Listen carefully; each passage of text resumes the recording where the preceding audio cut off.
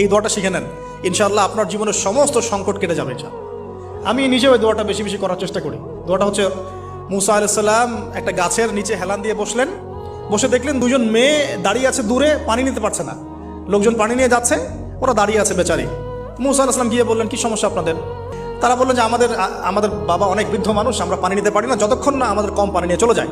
তো মুসা আলাইহিস সালাম একটু বললাম না, ফিজিক্যালি খুব স্ট্রং ছিলেন, থাকে না বডি বিল্ডার, সামনে গিয়ে কথা বলে সরো পানি দিতে দাও, তখন মানুষ একটু মূল্যায়ন করে না। তো মুসা আলাইহিস সালাম এভাবে পানি নিয়ে দিলেন এবং বাছুরদেরকে পানি পান করালেন, করিয়ে গাছের নিচে এসে বসে আছেন। বসে বসে তিনি দোয়া করছেন, এই যে দোয়াটা তিনি দোয়া করছেন, রব্বি, একটা নেক কাজ করলেন না, মানুষের উপকার করলেন, নেক কাজ করে এসে গাছের নিচে বসে দোয়া করছেন, আল্লাহ এখানে তো আমার খাবার পানি বাসস্থান কিছুই নাই, আমি কি করব?